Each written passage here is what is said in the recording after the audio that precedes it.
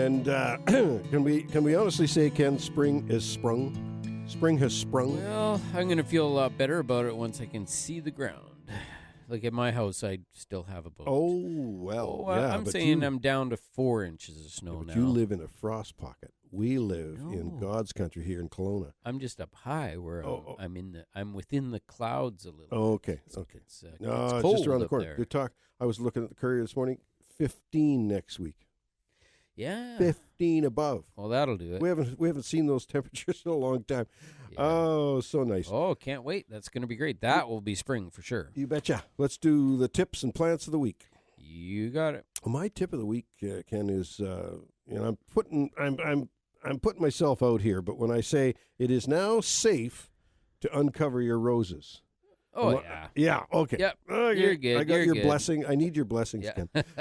Plant of the week is the amaranthus. I've got some love lies bleeding growing in the greenhouse. Oh, okay. And cool.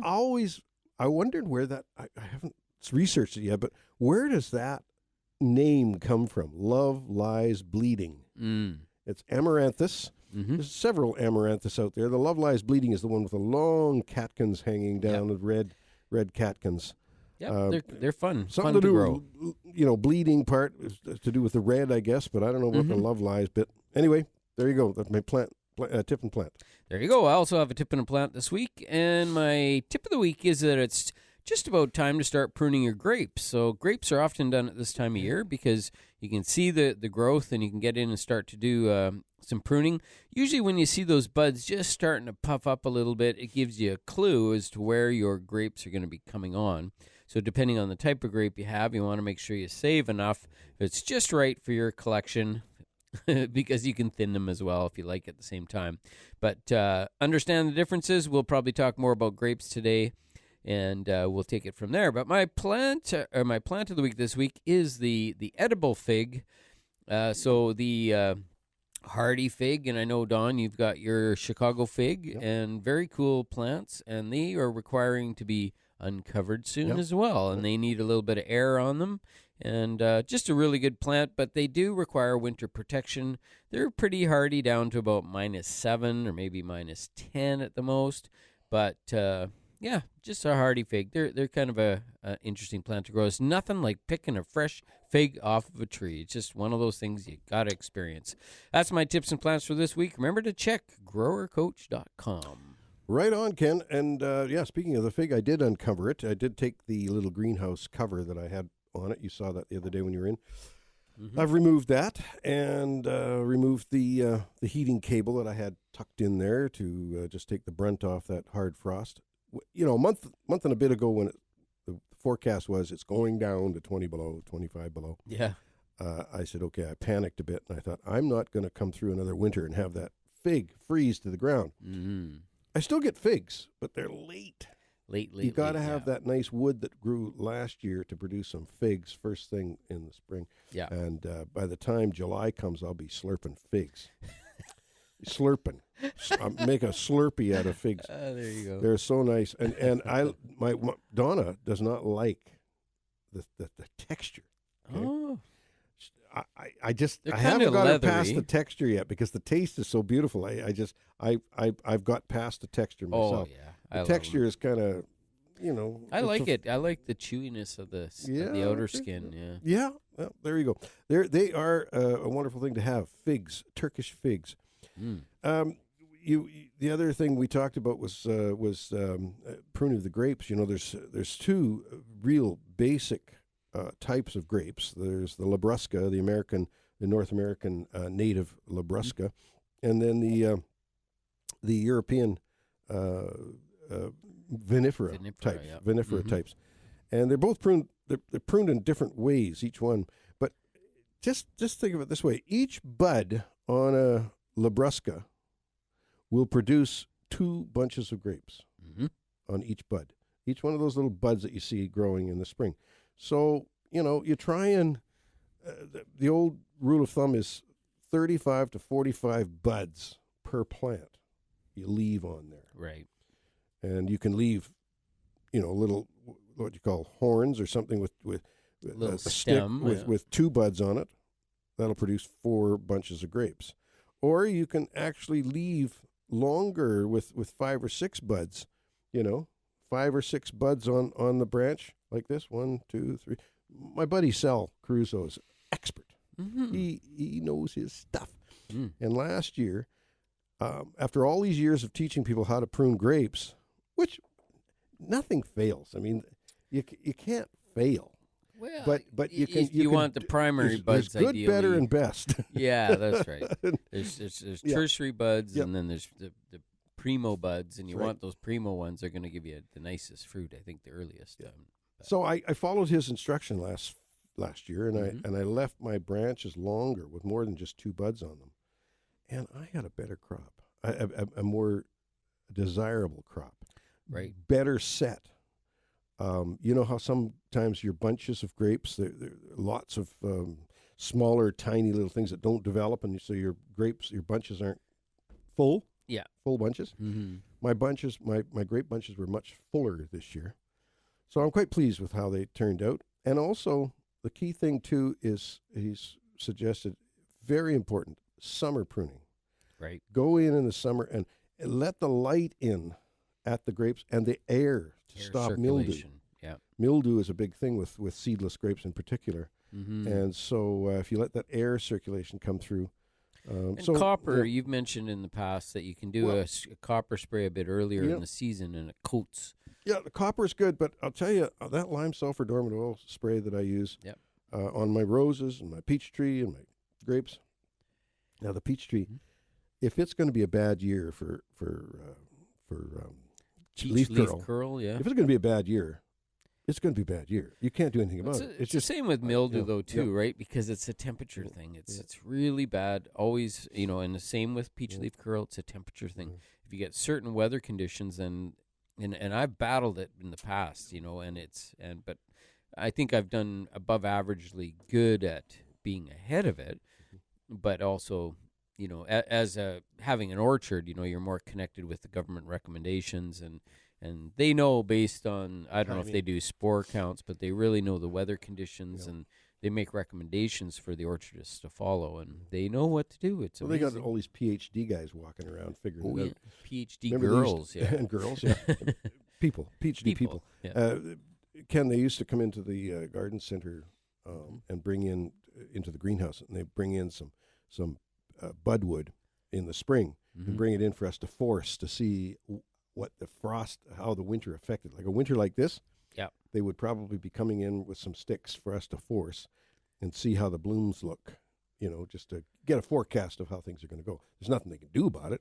All Right. they can do is know what's going to happen. But anyway, 250-862-2525 to get through to us today on the Garden Show, on the AM 1150 Garden Show. Ken and I are here to answer your gardening questions, and we've been doing this for a long time, and we appreciate being here. Appreciate you when you call in and join the show, because without the callers, without the listeners, there would be no show. And we appreciate all the comments we get, too, when we're walking around. So, oh, yeah, we listen to you guys.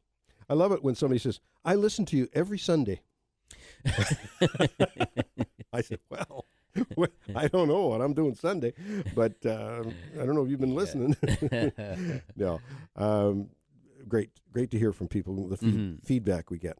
Absolutely, yeah. Now, the weather is going to change. So what I did, a lot of traffic on my back lawn, because I was doing some building out there in January, and then I continued on. And walking around on dormant grass, it turns to living mud. Yes. Compaction. Dormant grass turns into living mud. And so I've, remember that little, you had it for a while, the blue aerator that we used to rent out at Burnett's, Oh, yeah. And I've run that back and forth. I like got that spike thing. aerator and run that across. I've got a very small lawn, so I can I can treat my lawn in 20 minutes, And this is a machine that has like tines on Mhm. it, and you just push it along. Yep. Put a couple bricks on Yep. it or something to give it some weight, and just push it Yeah, along. just pokes holes in there. Pokes holes. Because Yeah. holes in the lawn is good. And then I threw some seed down just yesterday, and I sprinkled a little bit of peat on top of the seed. And I know it sounds early, but I'll bet you in the next 20 days, I'm going to start seeing lawn We get growing. some nice sunny. It looks like the weather's looking really good. Pretty sunny. We'll see. And, of course, being sunny, you're going to get the odd evening with some frost, but it's not heavy frost. It's not that No, 20 below. frost isn't as bad, as like drought is on seeds, especially turf seeds, right? Because we see it germinating quite late into the fall, and even though it's getting some frost at night and whatnot, but it needs the heat to trigger that. You need the moisture and the heat to trigger the germination. When we come back, I want to talk to you about that little tip you gave me about my tomatoes and cucumbers that I have grown in the ground. Okay, because I'll talk about that. Sure. But we're inviting your calls, 250-862-2525 to get through to us, and we'll be back with more AM 1150 Garden Show.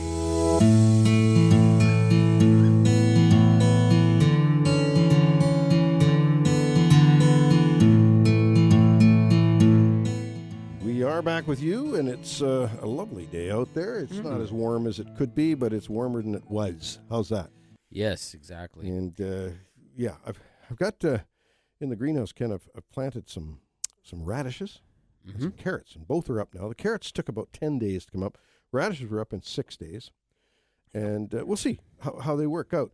Now, that cool ground we talked about, okay, that's what I was going to talk about when we come back, is that suggestion you had about a couple of weeks ago when I said that my tomatoes and cucumbers were in the ground in a raised bed in my greenhouse. They're not right in the ground; they're in a raised bed, but still, touching the influence of the soil of the cold soil down there is definitely showing itself in the growth of the plants, because the plants that haven't been on the ground in the soil are twice the size of the ones that are in the soil.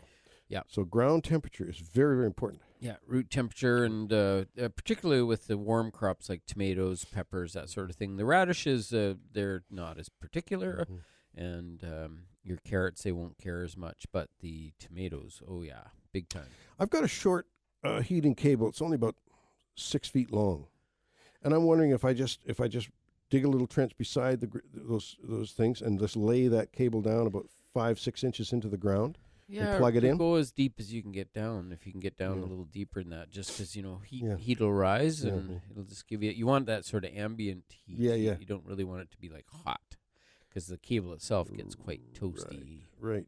You can almost burn your hand on the cable. Yeah, these are the one I have, not the one that I got from you, but the one I have has has its own little thermostat in there. Right. And I think it only goes up to 80 degrees or something, at least. Yeah.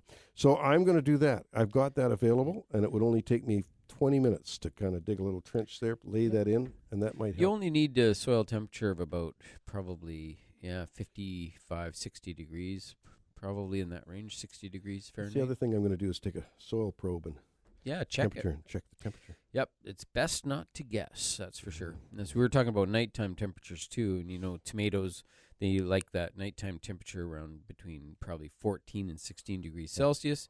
Daytime temperatures up to about 30. 30 degrees. That's about it though, to get optimum growth. Yeah. Well, right now the greenhouse is getting at least 30 in the daytime, and up, and on a real sunny day, that greenhouse can be 39. Yeah, at this time of year. So you got to have those vents open, open the doors, and let the fresh air in. Plants a lot love of fun it. though, Ken. Things are starting to pop. I've got a stephanotis in there. Is it stephanotis? It's the jasmine. Well, that was a question that we had. Is it the same? Stephanotis. The stephanotis. Jasmine? Well, it's a Madagascar jasmine, they call it. Oh yeah. It's not a true jasmine. Stephanotis is. It's not jasminium. No, it's not that genus. But it looks like a jasmine. So and it's fragrant like that, is it? It's very fragrant. Very fragrant. Yeah. Stephanotis. Stephanotis is the one we used to use quite a bit in bridal bouquets and that sort of thing. Yeah, really lovely flower. Yeah. Yeah, you bet.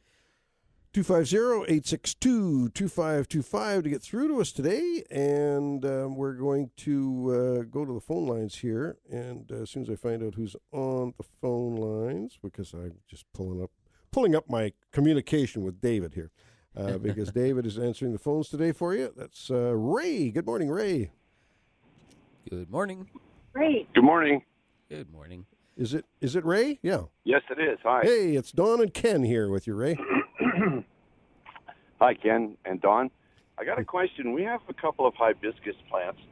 We've had them in a house, and there's a yellow one, and we have a red one. Mm-hmm. And the red one just seems to be covered in aphids all the time. And what I've been doing is spraying it with just some dish soap and water. Yep. To get rid of them. Is there some other commercial thing that you can buy that would work? Yeah, not really. The aphids are often immune to so many things that they seem to battle through just about everything. We actually have had relatively good success with just that Trounce product, which is available at the garden centers, and it's got some pyrethrums in it, but it also has a soap product, and that combination seems to work really well because it kind of sticks it to their little bodies, and so that's one thing you can do. And of course, wiping down or even pruning the plant, like I usually just take a damp cloth and really wipe it right down and even remove some of the leaves, and the plant will start to come back. Now that the days are starting to get longer, the thing's going to develop some vigor. We've got bugs. It's going to start to grow. So the vigor part's really important. Yeah, and the buds will come on. If the buds come or go, it doesn't matter that much, because really when they get blooming, they're going to bloom in, June and July. So they're going to regrow new buds anyway, and a lot of the buds that are on there, they may or may not open. And because of this aphid infestation, you will have to deal with it. But as soon as you won't be able to get it outside until around the end of May. And so if you can get them outside, then they're fine. They'll be good. But Ray, how big is the plant? Oh, gee, it's got to be at least, I don't know, 1.5 feet, 2 feet tall. Okay, well, that's not a huge plant. You could literally, if two of you work this, take the plant, put your hand underneath the ball when you tip the pot upside down, and hold your hand so that the soil doesn't come out, and then have somebody take it to the shower, and have somebody take the shower nozzle and just from underneath, because that's where the aphids are mainly, and just really wash that daylights out of them with cold water. That'll wash a lot of those aphids off and reduce the population right down for you right immediately. Or even take it right outside. Or you could take it outside. In this weather, you could take it outside and rinse the plant off with cold water. Oh, but you just leave it in the pot. You leave it in the pot. Turn it upside down. You hold the root ball, the soil in with one hand, and hold the pot, and then the other person can do the rinsing. Okay. But you got to get it upside down. If you've got a nozzle where you could just have the hibiscus sitting on the floor, or if it's a really big plant, you might want to just sit it on the ground, and then an upward. But you got to get under the leaves. That's where the aphids are hiding mostly. Oh, okay. Okay, that sounds good. It's funny, the red one is doing really well. It's starting to bloom, and that's where I'm seeing the aphids because they're all over the blooms, right? It's interesting, isn't it? Yeah, they love the soft tissues, and anywhere the plant is growing is usually at the tips of the growth. And they're multiplying usually because they're indoors and the temperature is so great. Nice indoor. They're sitting by the patio door that faces south, so it gets lots of sun. Yeah, that's good. It's just the aphids, when they're in, anytime aphids come indoors, then they've got this beautiful temperature, that we have indoors that's perfect for multiplying aphids. So as soon as they start getting like cooler at night, or, not freezing, but cooler at night and hotter in the day, and then if you get them outside where the beneficial insects come in and eat them all, then you don't have any problem. But indoors, it's sort of it's an aphid haven. Okay, sounds good. Well, it looks like it's a shower in store for these two. Yeah, okay. You bet. Well, that's your best bet. You get rid of a lot. You won't get rid of all of them, but you'd reduce the population right down so that it minimizes the concerns. Yeah, right. And what was the name of that stuff that you can get? I think Trounce. Trounce. Yeah, Trounce. It's called Trounce. Safer's Trounce. Safer's Trounce. Yeah. Okay. And remember that if you spray it off outside, get as many off as you can. Pinch off flowers that are in bloom, especially if they're full of aphids. Just pinch them off because there'll be more buds there that are coming. Spray it off again, then let it dry a little bit, and then give it your spray of Trounce. And now you've got a pretty good, relatively clean plant, and then bring it back inside. Okay. Sounds great. Thanks a lot, guys. You bet. Thank you, Ray. Thanks for calling. Appreciate Bye-bye. that. Appreciate Bye-bye. the call. Okay. Now we're going to go, I guess we got to take another break now. Do we? Yes, we do. It's time for a break. But give us a call, 250-862-2525 to get through to Ken and I, and we'll be back with more AM 1150 Garden.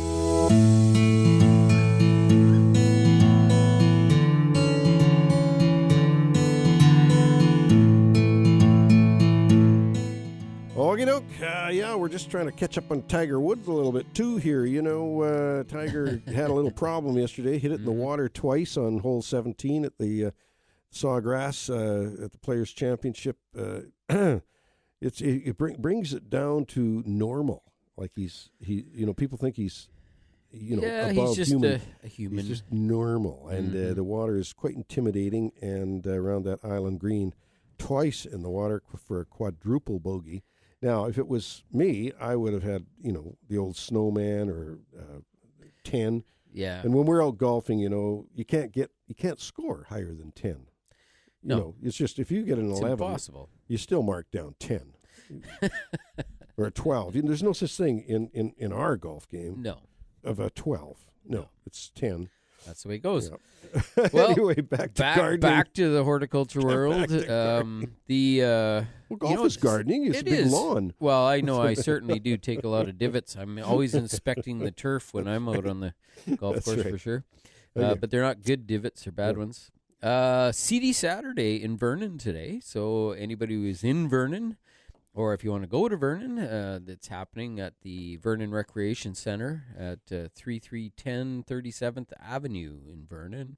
And it's running from 10 till 3. And CD Saturdays are always great. It's a seed exchange, and they happen throughout the communities in Canada. And when one pops up, it's always worth a visit for sure.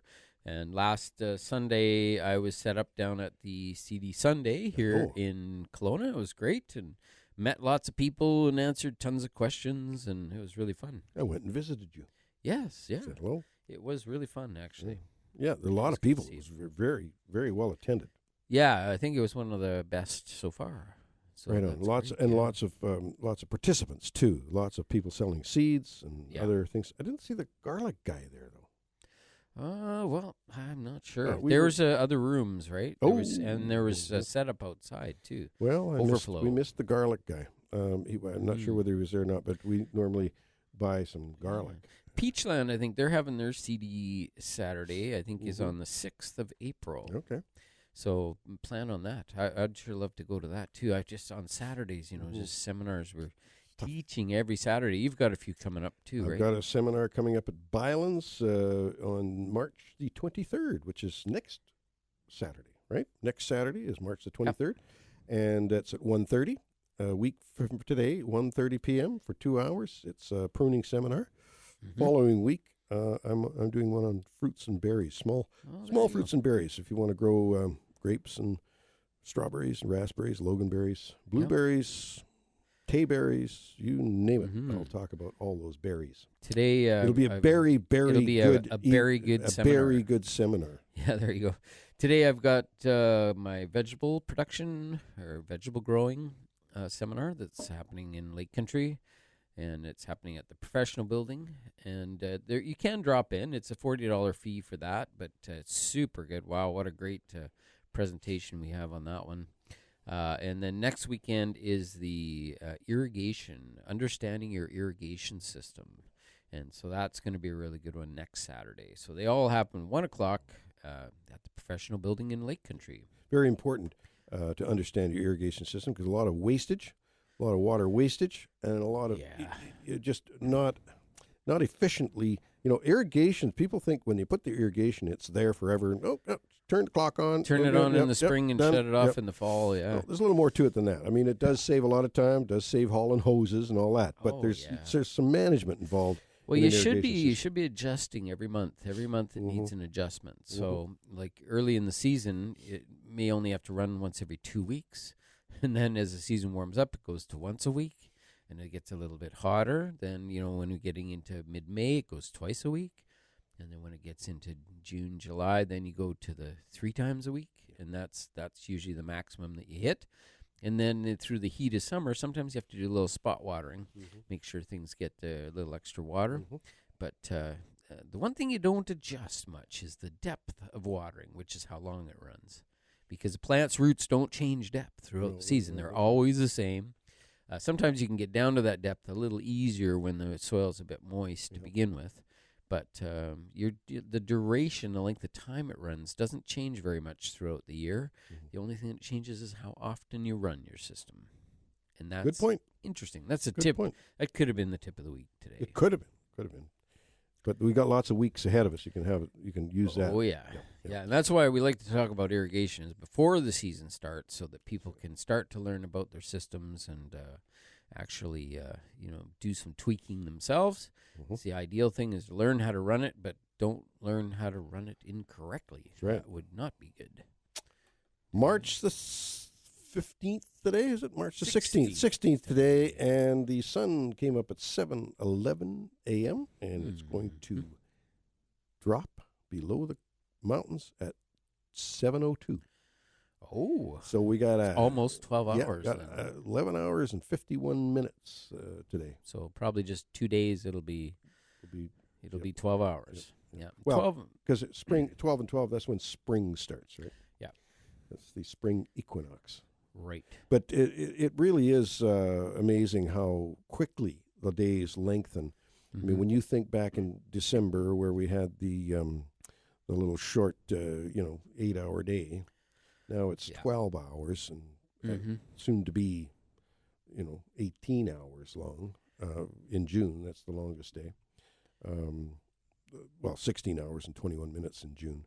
But it's just fascinating when you watch it. And in our business, Ken, we watched those day lengths so closely when it came to producing chrysanthemums, cut mums, potted mums, and in particular poinsettias. We need to have those short days to get the poinsettias to bloom. But it's all to do with the length of days and night and daytime temperatures to make plants react. That's why I'm going to get those heating cables into my tomatoes and cucumbers that are in the ground. Got to get those heating cables in because that'll smarten them up. You want to get your tomatoes off to an early start. Yep. And get those things going. Boy, interesting how these Elsa Craig onions. I trimmed them last week, right, for the second time, and now they're almost ready for a third time. Already? A third trim. Wow. They're growing like stink, and I'm so happy for them. So I've got these nice little packs. I put 20 seeds in a pack. So I had 1,000 seeds, so you can do the math, and they're going to be nice. They're big. Those Elsa Craig onions, Ken, are the size of volleyballs. When they get going. Yeah. And they're sweet. Amazing. Now, just recently, you probably know this, that I haven't been one that's renowned for his cooking skills. No, I don't cook. At least I haven't up until this week. And we're gonna go to the phone lines. But one of the things I wanted to talk about was my new cooking skills that I'm working on. Are you watching those shows or what? what? I'm starting to watch Emerald and all these different and what's his name? All the chef shows. Yeah, and Donna is so helpful. She is so helpful. We've been cooking together, but the challenge is, of course, one of these days when she's off somewhere in the daytime, I'm going to cook a meal. It's given me a whole new perspective on what she's been doing in the kitchen for 46 years. You wondered what all that noise 46 years. I come home to a meal every night, and I go, "Oh, this is great," and I gulp it down, and I didn't know what went into these. Now you know. Well, so it really takes. You're being thought. reborn. Not only thought when you're cooking, but thought when you're shopping. Thought when you're organizing your cupboards, organizing the fridge. It's amazing. Kudos to cooks. Kudos. Oh, absolutely. It's those of us who are lucky are blessed. Yeah. I mean, the ones that you To can cook, or just have cooks in the house. And Well, you have got somebody who kids cares. that are cooks too. Yeah, and chefs. Wendy's a fabulous cook. That's how the kids got it. That's why you they're go. good cooks too. Yeah. We're going to go back to the There you phone go. lines, and we've got Val. Good morning, Val. Hi, this is Vi. And hi, Ken, Vi, I'm long-time sorry. neighbor. Oh yeah. Hey Vi, how are you? Not so bad. Good. What I'm curious on is a monkey orchid. Okay. Can you grow them here? Monkey flower might be mimulus. Is it that or monkey orchid? She says. Yeah, I know. Yeah, mimulus has monkey in it. That's the problem with common names, of course. But we're gonna check this out, see what a monkey orchid is. Yes, I kind of did look it up, and it is, and it is a mimulus, And I was just wondering, do they grow? Are they inside? They would be just strictly inside, wouldn't they?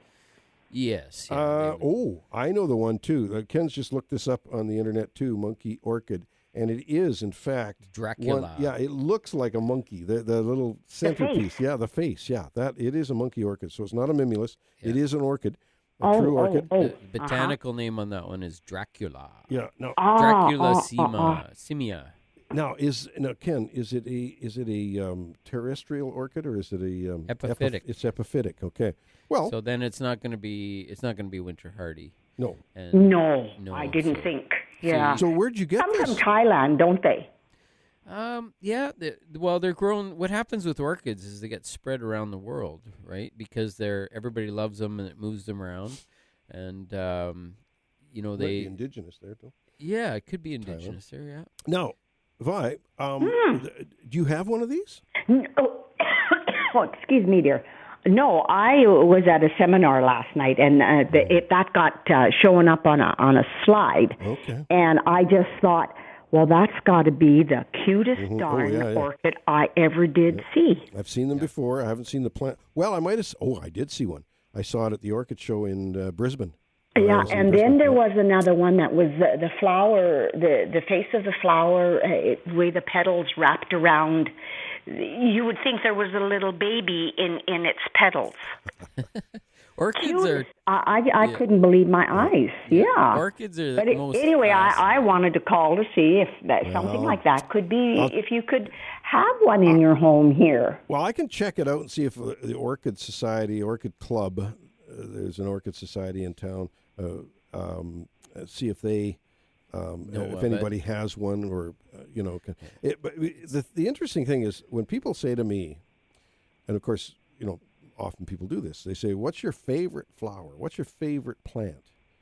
And I don't really have a favorite, but the most interesting to me and the most exotic and the most is the whole orchid family, like the flowers themselves. I mean, things like Strelitzia, the bird of paradise. That's an interesting flower too. But the orchids. My children, many, many, many years ago, bought me an orchid, and I must have had it for at least 8 years, and it was just beautiful. Yep. Yeah. Well, anyway, my friend says to me, "Well, you got to transplant that. It's been in that little container too long." Listen. Well, what a big mistake I made. Because I no longer had my orchid. Yeah. But it was a learning experience. But anyway, thanks, and it's nice to hear you talk about all the different vegetation and everything, and both of you have a wonderful day, okay? Well, thanks, bye, you as well, and thanks for the call. All righty. We appreciate it. Okay, take care. Bye-bye now. Bye-bye. Bye for now. Yeah, that's the thing with orchids, isn't it? They're so vast. The family is huge, and there's just so many types. The difficulty is finding the ones. Some of these unusual ones that you can't usually purchase them, but you find somebody who's got one, or you find somebody who propagates them, and then you get a piece. Get a little piece of it, or you get. That's why the Orchid Club would be the place. That would be the starting point, and then see if they can be found. I know when we go to the Seattle show, that we see all those orchids there, and often you do see some pretty unusual ones, that's for sure. And that's a place that you can sometimes get them, the Northwest Flower and Garden Show. We're going to have to take a short break. We've got a few minutes left before the 9 o'clock break, but give us a call, 250-862-2525. We're going to take a short break. We'll be back with more AM 1150 Garden.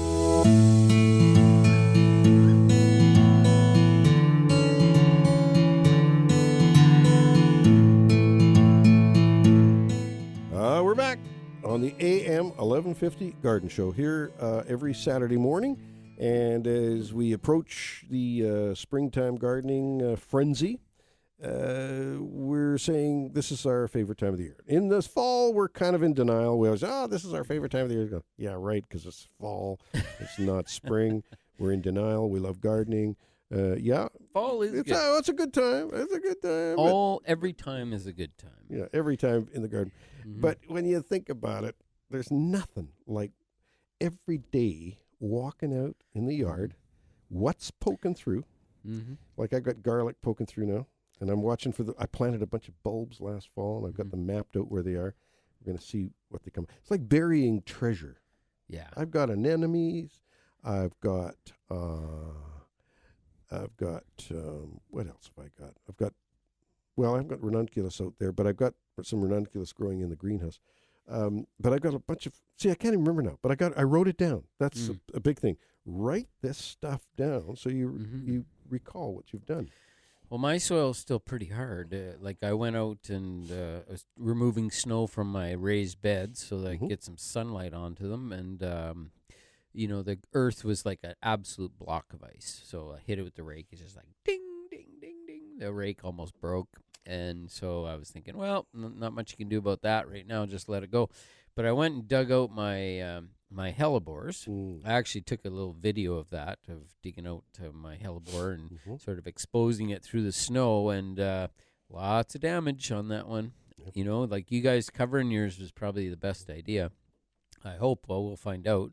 But mine were under about 6 inches of snow, but I pulled it all out, and all those flower buds that were starting to shape up at the beginning of February, they're all mush. Just mush. And so then underneath there you can see some white blooms. So I think we're going to still get some flowers, but it's not going to be as nice as what it normally would be. I think mine did better. I really do. I think mine did better. Mine did better. Right. Oh, I forgot to, speaking of the microphone, talking to Ken like we're just chatting over the back fence here, and I remember, we're on the radio. Man. Okay.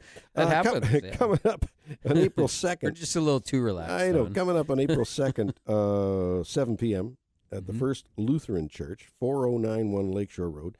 The Garden Club is having their meeting, of course, their regular monthly meeting on a Tuesday. And John Alcock from Sunshine Farms is going to be speaking on growing our own vegetables. New members, new gardeners, experienced gardeners, and guests are welcome. So you can sign up for a membership, actually, in the Garden Club. It's only $20 for a year, $20 membership. And so you get so much out of that, not only just information from talking to your various gardeners, but they're just a good bunch of people. They're a lot of fun. A lot of fun. Lots of information traveling through that building, you bet. You bet. $25, the whole family can be a member of the Garden Club. Yeah. It's amazing. If you're visiting for the meeting, it's a $5 fee at the door. Coffee and refreshments are there as well. That's at the First Lutheran Church on Lakeshore Road in Kelowna, and that's coming up on April 2nd, Tuesday, April 2nd, 7 p.m. Elaine Cameron was out in her garden, and we're going to, after we come back from the break, we're going to talk about Elaine Cameron out in her garden in March of 1952. Right here in Kelowna at the Gushkin Gardens. Yeah. That was her garden. She wrote stuff down. And I've got a greenhouse log, Ken, I'm going to, it's kind of scratchy and not very readable, but I can read it because I wrote it. Most often I can read it. Sometimes when I write, I can't read. But, scratch. Well, it's the same with Elaine. Well, sometimes her writing is a little bit hard to read for sure.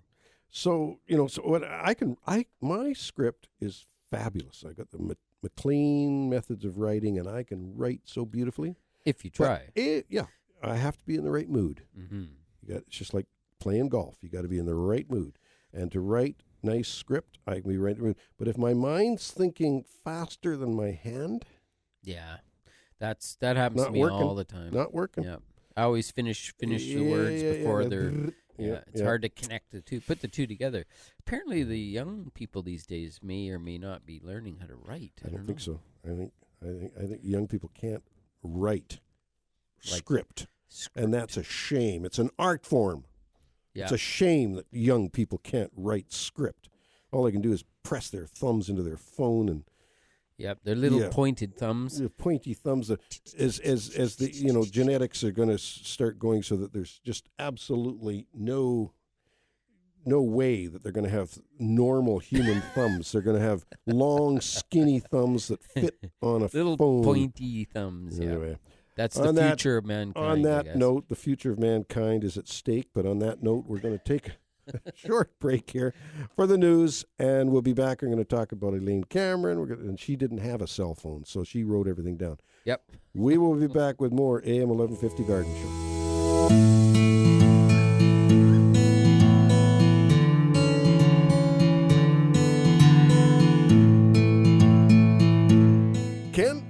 all I can see outside is pretty much blue sky with a little wisp of serious clouds, little Don't wispy be clouds. serious, Don. Little wispy, serious Are clouds. you serious? And then some chemtrails. I see the chemtrails going Yep. across.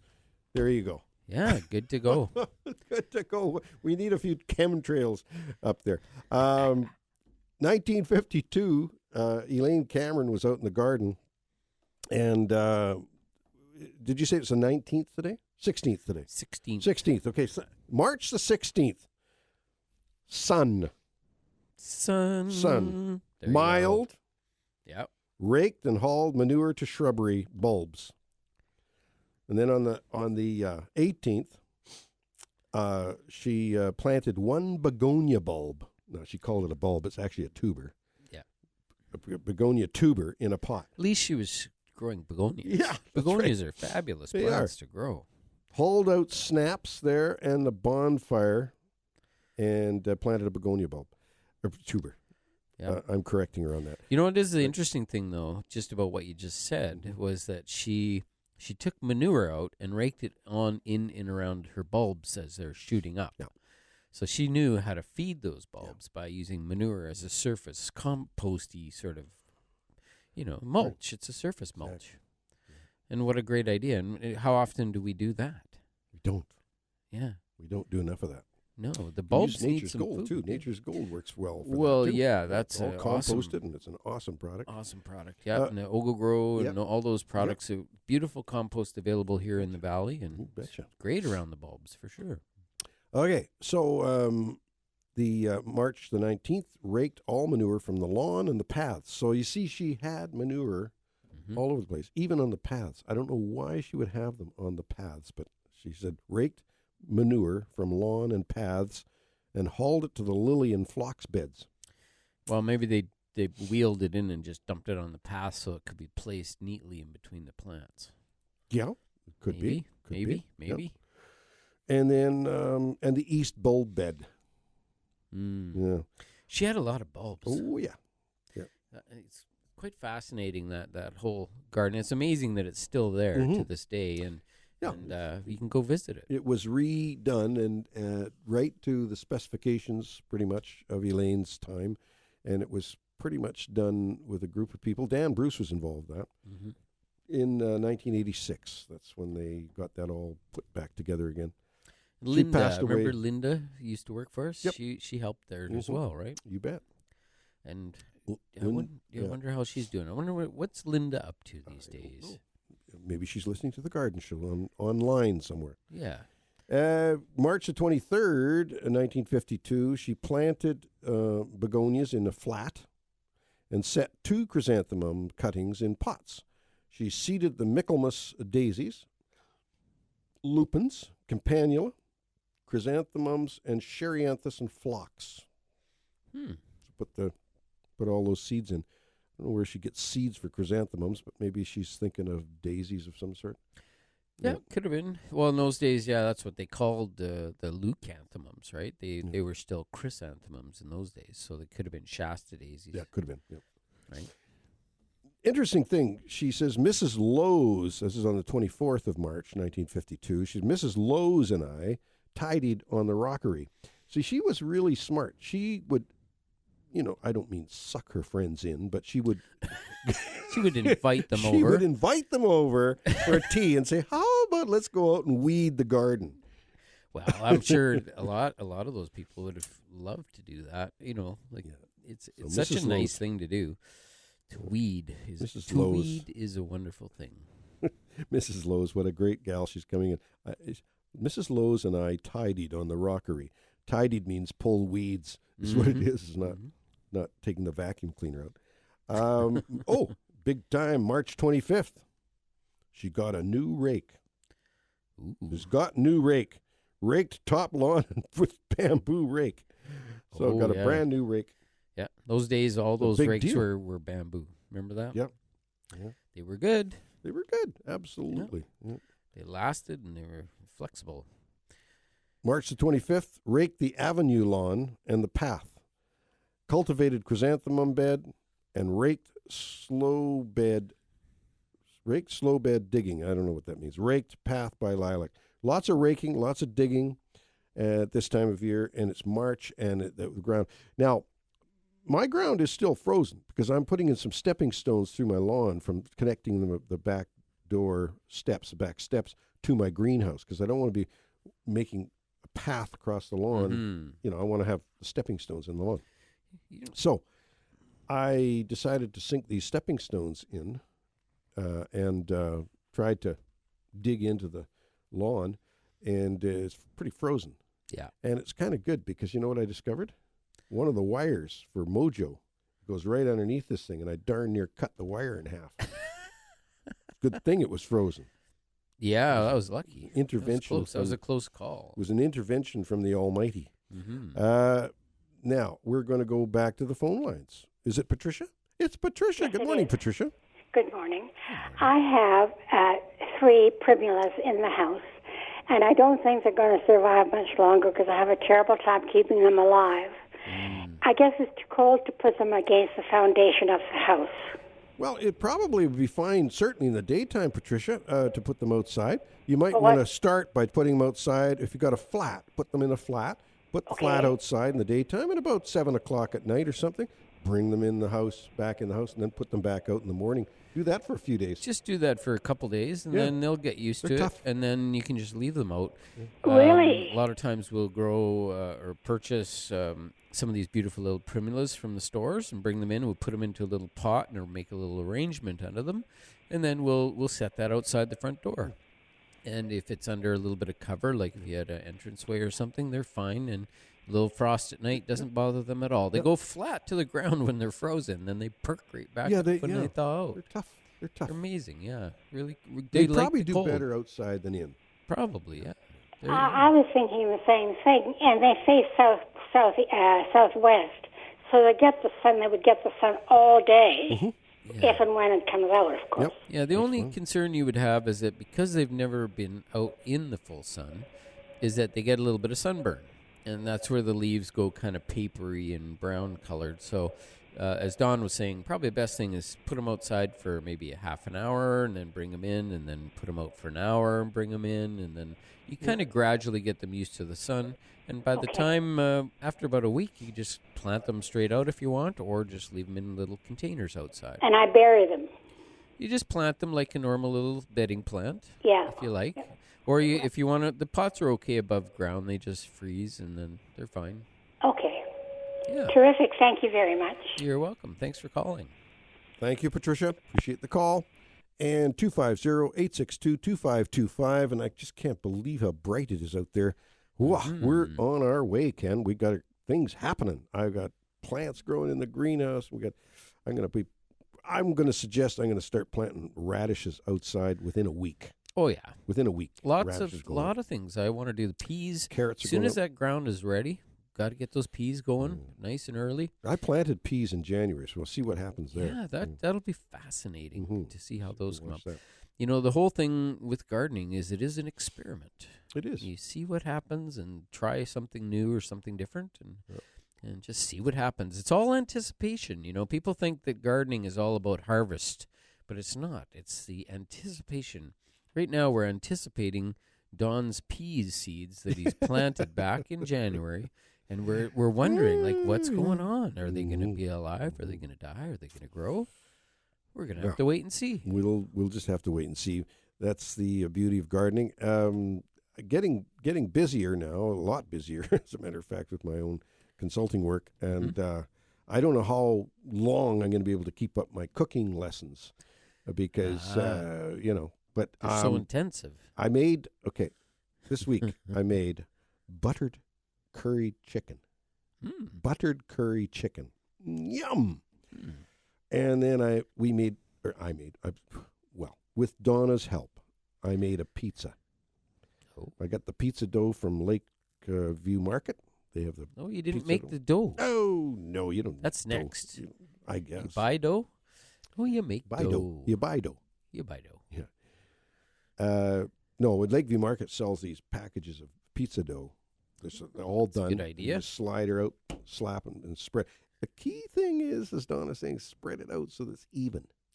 That's Evenly the key. spread. Yep. Don't rush things. I learned in cooking, you don't rush.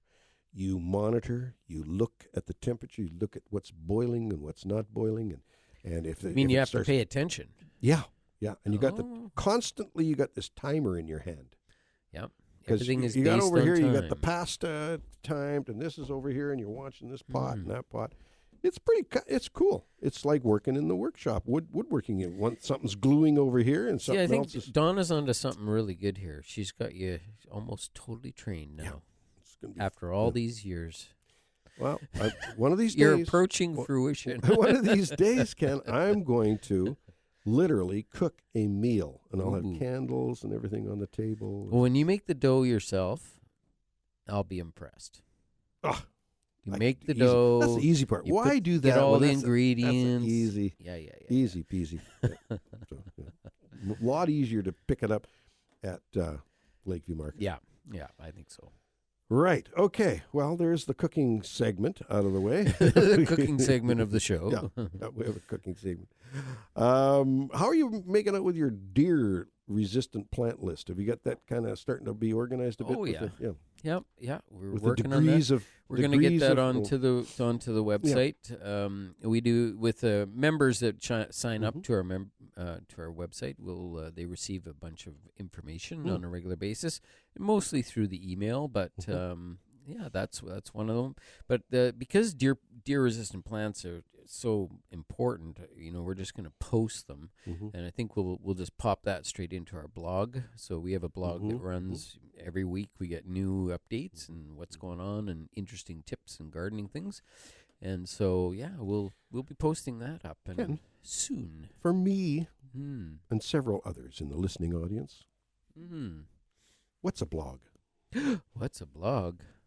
Oh my God! I'm just saying, what's a blog? Explain what a blog is. I just did.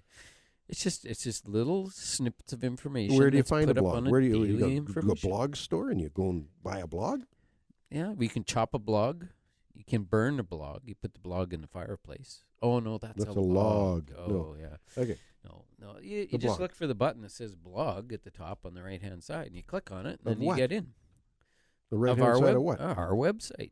Oh, okay. Growercoach.com. Yeah. Oh, you go into the website. Okay. And then there's a blog. the blog. And the blog, you so you click press it, the blog, and what does it do? and it's just what it is. Yeah, it takes you into a whole bunch of little articles that are all in sequence, and you can go back and read articles from prior days, and some of them are really short and sweet, and some of them are a little longer, and then you can comment on them if you like. You can put in little comments, and then people can talk about it if they like. So that's sort of the blogging situation, and then each at least once a week there's something new that pops up, and one of them will be this deer-proof plant list. Okay. But it hasn't come up yet, but it's going to. Can you search like deer-proof plant list and it comes up? That's a good question. That's a very good question. It might.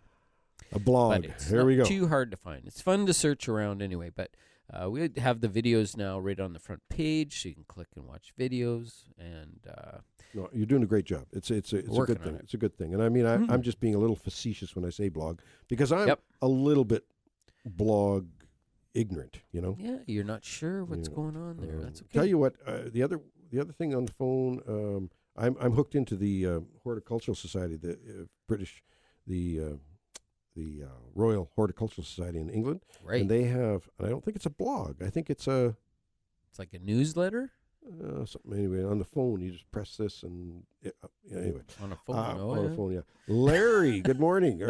Put an end to this nonsense. This Larry, good morning. technology. Hi, how are you guys doing? We're well. Good, thanks. Good. I've got two questions. Mm-hmm. First one is I've got some spirea bushes in the front yard, and they're right up against the house on the north side, and they've just gone they're probably 8 years old, but they've gone all scraggly and spindly. Yeah. Can you cut them down to the ground, or will they come back, or what? Yes, you can. What color are those ones? Are they pinkish or are they white? They're white. Oh, they're the white ones, eh? So those ones are more of a spring blooming variety, and they can be rejuvenated. And the season that you rejuvenate them, they don't bloom very much.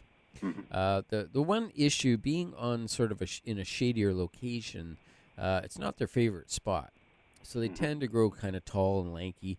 They're sort of more of a sun-loving plant. So in hotter, sunnier locations, they grow more compact and a little thicker. And depending on the variety that you have, though, if they're white, they're typically a spring-blooming one. If I had any plant and I wanted to rejuvenate them, what I would do is I would go in to the plant possibly right after it flowers, if it's an early bloomer. Let it bloom and enjoy the bloom, and then after it flowers, you can go in and start cutting out all of the biggest stems, and you cut them right to the ground. You just keep removing big stems, and you get all the way down to you've removed all the big stems, and all you have is little short stems that are about maybe a foot or so high, maybe a foot or two. And that's it. And then at that point, the plant will start to grow back, and it'll rejuvenate itself and become nicer and healthier. However, because it's in a shady location, it will likely grow kind of scraggly again. So that's the thing is if you did get down to that point and you've rejuvenated it and you thought, hey, maybe I can just dig the thing out and move it to a sunnier spot, you could do that, and then you could put something like a hydrangea back into that spot, which would be better for a shady spot. Okay. Hydrangea, you say? Yeah, and hydrangeas are more summer blooming. They bloom all summer, so it's kind of a nice choice. Okay. My second question is, I'd like to put some rhubarb in. Do you have any ideas on a good type? Oh, boy.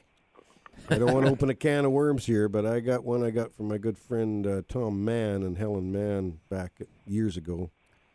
And I think it's the best. I don't know what name of it is. They brought it in from when they lived down at the coast. They brought it here to Kelowna, and I got a sprig of it a number of years ago. So you might want to give me a call. I'll get you a sprig, but I'm in the book.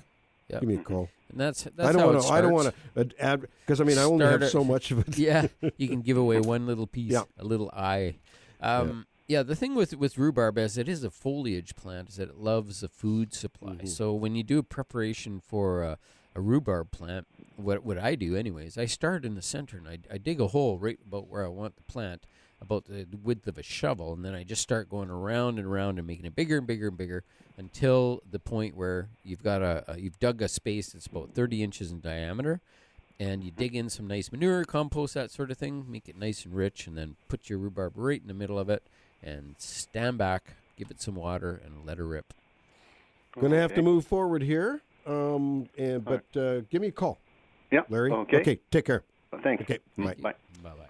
250-862-2525 to get through to us. We'll take a short break. We'll be back with more AM 1150 Garden Show.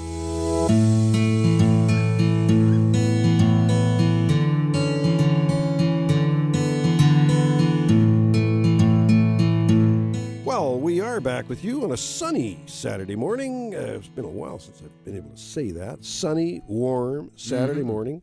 Unless you're up higher elevation, the snow is starting to go. I don't have much snow at all in my yard now. Oh, there you go. I was out putting. I was actually doing some putting, trying to keep up with Tiger. One of the few that actually can see the ground, but it's going to happen. I'm going to predict by Monday. Yeah, it's going to be looking way better. Well, and of course, now the weather's warming up. Mm-hmm. We've got our wonderful birthday party coming up next week on the 22nd of March. 22nd of March, my dear cousin, Alice Strolick, is turning 100. She's going to be 100 years old. And we're going to have a tea party. We're going to bring out my mom's old tea set. Nice. She had all these little teacups. We're going to hold our teacups with our little pinkies up in the midair, and we're going to drink tea. Yeah. And very cool. And I think the weather is scheduled to be really, really nice, and so we may even do this outside on the patio.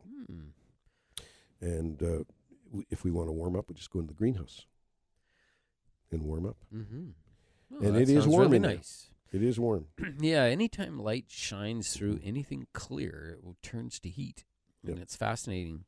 In your garden, like that's what today. Well, hopefully. I don't have much time these days, but I need to get some plastic and just drape some plastic over my garden beds so that I can, as the sunlight shines through the plastic, it's going to superheat those beds. and get them thawed out so that I can get out there and plant. That's a good. I'd like that to could have been plant- the tip of the week right there. I know, yeah. Well, I'd like to plant next weekend, like next Sunday. Yep. I would like to plant, like anything I can plant, but I'd like to plant some stuff. I mean, it's been a long have the winter. urge. You have the urge, don't you? Oh yeah.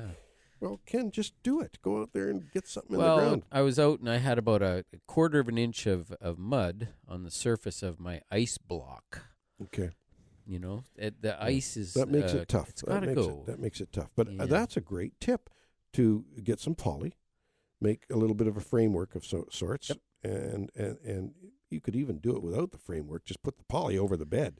Oh, It doesn't have to be, with the light going through. Yeah, put a and couple trapping, rocks on the corners. That's all you trapping need. that heat underneath Mhm. the plastic. It's called the greenhouse effect. Yep.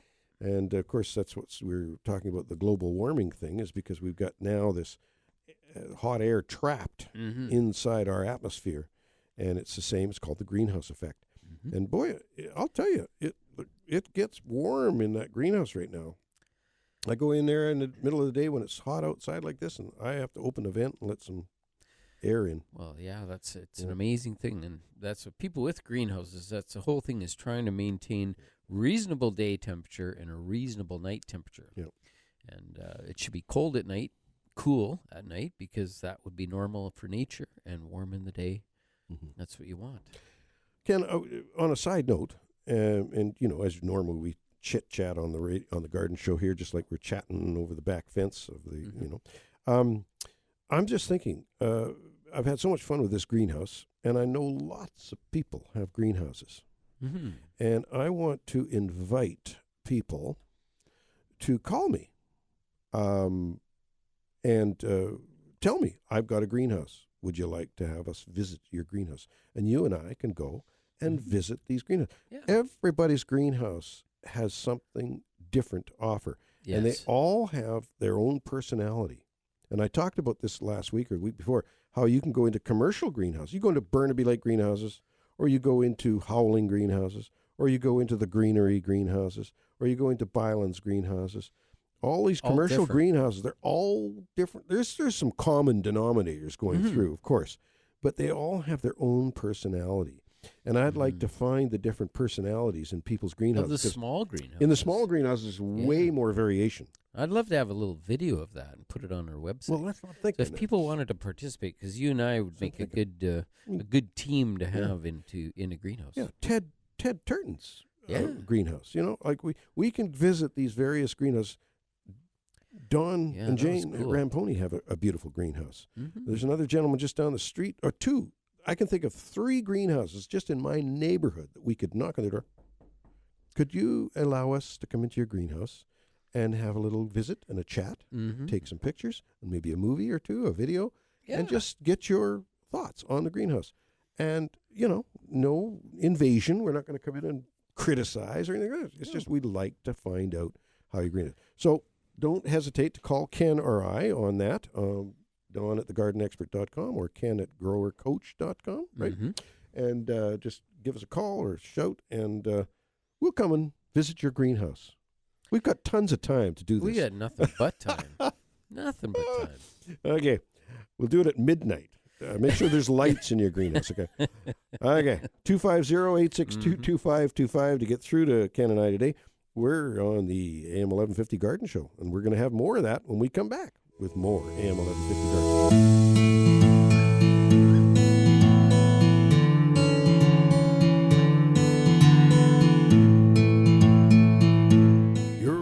We're back, and on this sunny day, another chemtrail. Oh, man. Dave's going, don't go there, Dawn. Okay, we're going to go back. Not clouds. We're going to go back to the There's a phone couple lines and catch somebody here. Who are we catching? Oh, you can't talk on the microphone, can you? Gurinder is helpful. He actually talks into my ear once in a while. Oh, you can't do that, can you, Dave? Okay, okay. That's okay. We're going to go right to. I'm going to find this out real quick. I'll find it out real quick who's on the line, because he's got another line he's got to answer. Welcome to the AM 1150 Garden Yeah. Show. Oh, I'm so mixed up. I'm so wixed up here. Anyway, how about line 1? Good morning, line 1. Is it Mark you're looking for? Mark, hey, Mark. Thank goodness we've got somebody. You saved the day. Somebody's on the ball. Okay. Anyway, good day, Don and Ken. I just wanted to find out what you know about. I haven't really used this stuff, but I think it can be a bit tricky using weed and feed in lawns where there's shrub beds involved and furly trees that have been there for a few years, and then neighbors' tree roots coming into into the lawn and so on. Well, if you've got weed and feed, it's old because it hasn't been on the market now for probably 8 years. We haven't it's no longer available. No longer available weed and feed. No. Oh, really? Can't get it. No. So if you're looking for weed control, there are still a product or two on the market that the homeowner can get. However, we've often suggested, for weed control, the best bet is to call a lawn weed, to call a specialist that can come in and help you if you've got weed issues on your lawn. And of course, they have methods to not drift into your shrubs and trees and things like that. Yeah. And just control what's in your lawn. Yeah. Yeah. Okay. It's your best. That's your best bet. The stuff that's out there is probably just for spot treatment. Well, Killex is still out there. You can still go into a garden center and buy Killex, and that's 2,4-D, mecaprop, and dicamba. Yeah. But again, it could be tricky if you're applying it around trees and shrub beds. If you let it drift, you certainly don't do any of that stuff on a windy day. Calm day, morning is your best time of the day. Very, and the foliage is dry. And the foliage is dry. You just got to be careful. You can mess up. But and you have to check your local municipality. So depending where you live, some places don't allow you to do it. So you have to watch for that. I think there is a bylaw in Kelowna that you can't do that. Oh, okay. So the best thing really is just to call a qualified professional weed exterminator. Right. Okay. Yeah. All right. Thank you, sir. We appreciate it, Mark. We appreciate the call. Thank you. Thanks for the participation. We appreciate it. Thank you. Okay, bye-bye. And we've got Addie, our good friend Addie. How are you this morning, Addie? Well, I'm not too bad. I'm fighting that spring cold, which seems to come just because, I don't know for what reason. But anyway, that's okay. On a sunny day like this, I still feel like going out to garden. Mm-hmm. My canna lilies, I started them about 3 weeks ago. I put the bulbs in soil, and they're starting to shoot out. Mm-hmm. And I'm just wondering, can I be putting them outside for maybe an hour or so in the afternoon in the good, like today? Yeah, it's great because today is above freezing. Anytime it's above freezing. They're not too tender. The shoots aren't too above tender. freezing. They're too tender for anything below zero. Oh, but, okay. we're getting up to that 5, 6, 7 degrees in the daytime, and that's okay for them. Yeah. Yep. Okay, but I would bring them in at night. You bet. Oh, yeah. And what about my brumansia? It's also pushing, but they're just it's just pushing little buds yet. Is that too tender? Well, you may want to wait till it gets a little warmer for brugmansia, Ken. A little bit warmer for brugmansia. And they also can't handle the frost either. Yeah, so you gotta protect them. So for about an hour during the day, or just stretch it out. Well, just in the warm, just in the warm part. Now the brugmansia might be a little subject to what Ken was talking about earlier, and that is some sunburn. So don't leave them out too long the first few days, just maybe an hour or two, and because they can burn. They've been in the house in the sun, though. Like, mind you, I guess there's no... It's a different sun. And through the window, you got the reflection. The sun, a lot of the sun is bounced off. Yeah. So should I be giving the canna lilies any type of fertilizer for the roots to really form strong or anything that I could do to help them come along a little better? It's not going to hurt to give them some Miracle Grow 15-30-15 or some 20-20-20. Won't hurt to give them a drink of that. What, once a week or just... Well, I don't know. Once every 2 weeks. Every 2 weeks. Until they start to bloom. Yeah, well, feed is huge. Like overfeeding is not a good thing either. But, in the greenhouse industry, we use the thing called constant liquid feed. We're constantly, and that's what I have in my greenhouse. Very mild. There's a little bit of food in every watering that I have, and then every once in a while I'll hook it up to the straight hose and just rinse stuff through so there's no accumulation. But boy, since we got that little hose-on attachment that hooks on your water tap and siphons the concentrate out of a bucket, and we've been using that, our plants in the garden have just jumped. It's just amazing. So feeding is important. What are you using in there? 15, 30, 15 or 20, 20, 20, 20, 20? Triple 20. No. I'm sorry? Triple 20. 20, 20, 20. Oh. That's okay. Well, that's what I use. Yeah. I've got one of those, so I can use that even now on my, what about on the Brumansia? Sure. Absolutely. Oh, great. Yep. Super. Thank you so much, guys. Have a wonderful weekend. Okay, Addie, you as well. Take care. Yep. Get well out in the garden. soon. Okay. Bye-bye. Should we take that break now? We'll take a break, one last break before the end of the show, and then we invite your calls, 250-862-2525 to get through to us, and we'll be back with more AM 1150 Garden Show.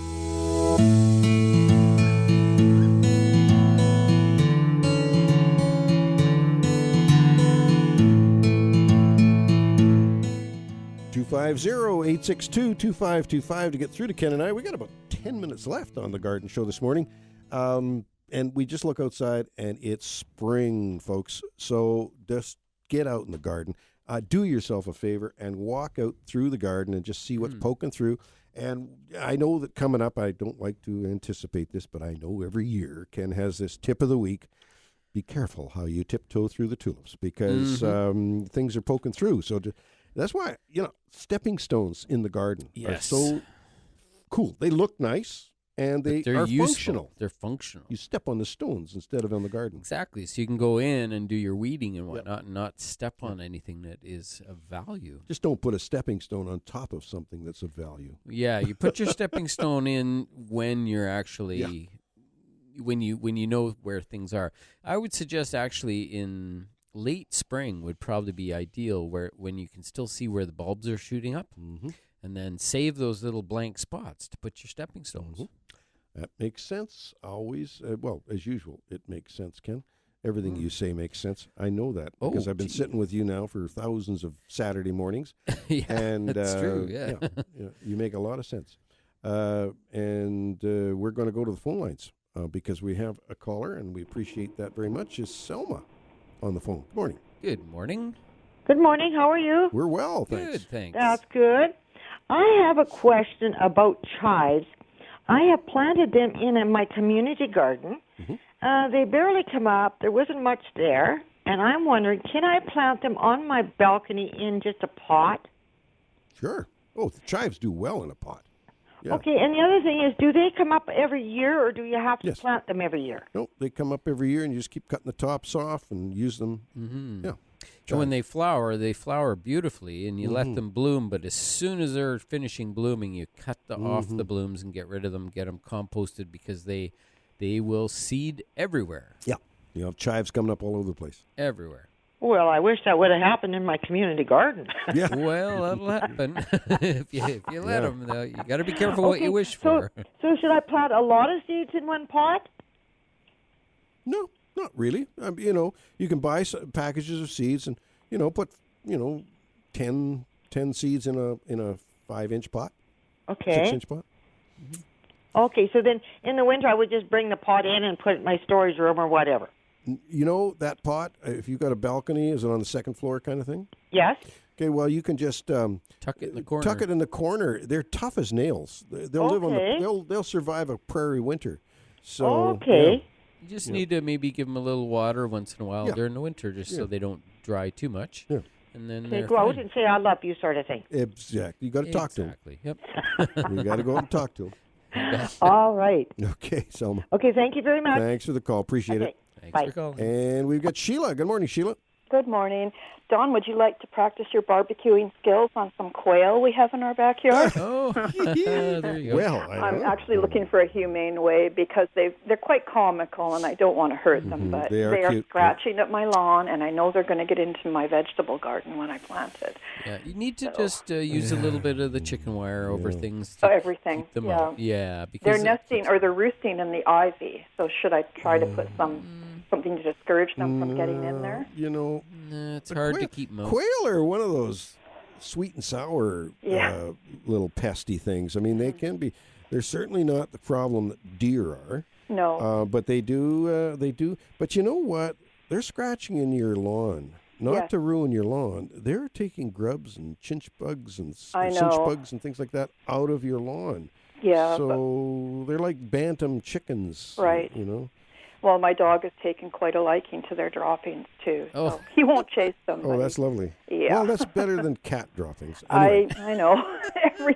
Everything has a silver lining. Yeah. But well, you know, we have lots of quail in our yard, too. And, you know, little things coming up like radishes and things. They really love them. But what I do in these rows, you can go to the hardware store and get that little 1/4-inch square mesh. It's called hardware cloth. Hardware cloth, it's called. It's actually a screen. Yeah, screening kind of thing. And you can just cut those into about, mine are about 10 inches wide, okay? Mm-hmm. And then, and they're 4 feet long. Yeah. So they're 10 inches wide. And then you bend them into a greenhouse, a little A-frame kind of thing. So you got a 4-foot long piece that's got they're bent into a little A-frame thing. So you can just place them in the garden over top of your rows. Okay. And put a rock or something on either end so that they can't crawl through. Yeah. And that really helps. And once your radishes and things like that are up quite a bit, they just seem to go after the young seedlings. Yeah, the ones that they can get easily. Yeah. So. And you know, your quail are pretty nice eating, but no, I couldn't do that. Someone said borrow a terrier because they like to chase them, but you know, I don't want to hurt them or anything. No, they're so cute. But what happens is if when you have quail, you get rid of them, and then you got another little bird will come in. And you get rid of them, and then the rats will come in. I know. And then, so the best thing is to develop a little caging system for your veggies, just to keep everything out. I'd rather have quail than rats, I'll tell you. Oh yeah. No, we've had rats and brewers, blackbirds, and at least the quail don't try to attack you. Or no, they're and the little babies are so cute. I know. I'm waiting for the babies. Yeah. Okay. Thanks a lot for the advice. Sheila. Well, thanks for the call. We appreciate the participation. Okay. Bye. Take care. Bye-bye. Well, we're getting down to the. Is there anything we should be talking about as far as announcements? Well, the CD Saturday in Vernon is happening today. So this is an opportunity to go and get to the seed exchange, and you can buy seeds or trade seeds, and usually the master gardeners are there, which they answer questions for you as well. And I can tell you where that is. It's CD Saturday in Vernon, and it's at the Recreation Center. That's 3310 37th Avenue. So 3310 37th Avenue in Vernon, and that's from 10 till 3 today. So enjoy. It's CD Saturday again. And put on your calendar. Yep, put on your calendar next Saturday, 1:30 in the afternoon, 1:30 p.m. I'll be doing a pruning seminar, March the 23rd at Bylands Garden Center. Come and see a 2-hour presentation on pruning. If you're hesitant, if you walk out with this pruning, you go, ooh, I don't want to cut anything. Well, you know, come to this pruning seminar and you'll lose the inhibitions of going out in the garden and pruning and give you something to work with. Now, also coming up is the Garden Club on April 2nd, which is a little ways away, but keep that in mind too. We've got at the First Lutheran Church, 4091 Lakeshore Road, John Alcock from Sunshine Farms is going to be speaking on growing vegetables, and Ken has an in-depth vegetable seminar going on as well. Coming up today, actually. Well, that's today. Yeah. In depth.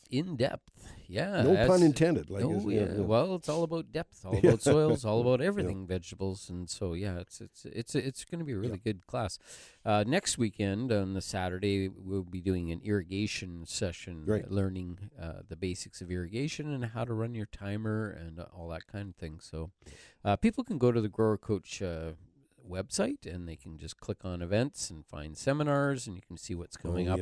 And everything is in there. You can even sign up. Some of the seminars do cost a few dollars, but it helps to support the cause, and you bet.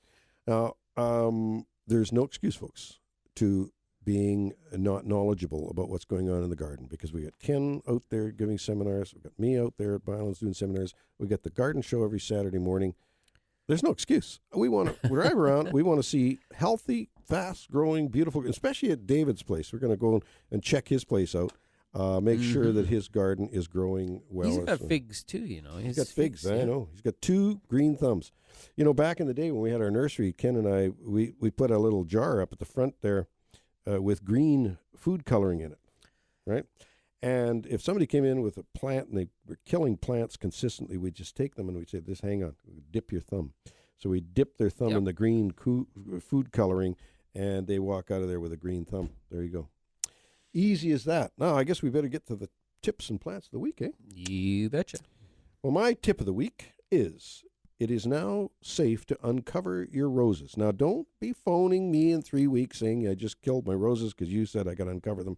I think we're done with the real brunt of it, and I'd rather see the covering off the roses now if we do get a little bit of frosty weather, because if you wait, and the roses, they start growing under the cover. So then you take it off, you got that soft growth, and that's vulnerable to the frost. They slow down a bit and kind of get used to the atmosphere. Oh, you bet. My plant of the week is the amaranthus, or Love Lies Bleeding, and I will find out where that name came from. Love Lies Bleeding, amaranthus. There you go. And I also have a tip on a plant, and my tip of the week is that it's pretty much time to start pruning your grapes. They can be trimmed and trained. As Dawn was mentioning, you might want to be aware whether you have Labruscas or vinifera grapes. Labruscas usually are seedling varieties, but they may also include grapes like the Concord grapes. But couple little changes there. Maybe take Dawn's pruning class. He might talk about grapes there. And also my plant of the week this week is the fig, the edible fig, which is just fun to grow. It's just something so nice about picking a fig off a tree in the backyard. It's just so delicious. It's a beautiful thing. And that's my tips and plans for this week. Remember to check growercoach.com. And folks, we appreciate your calls. We appreciate your participation in the garden show. That's what makes it go. Ken and I enjoy coming here every week and talking to you, and especially as we go into spring, you can feel the excitement in our voices, because you look outside and there's snow coming down. Mind you, lots of snow on the hills still. So, and you know, when people say, "Well, when can we plant? When can you safely plant?" Annuals. I say 2 things. One, when the snow goes away from the northern face of the mountains, the south. You look south, and if you don't see any snow in the mountains, it's safe. Or when the ground feels comfortable to the bare bottom. And I know that David will be out there checking that one out with that, okay? On that note, I'm going to give you the Shigo quote of the week, and then we're out of here. Long-living trees such as oaks and redwoods have strong branch protection zones. Gray birch and cherry have very weak protection zones, and they're short-lived. There you go. We'll be back next week with more AM 1150 Garden Show.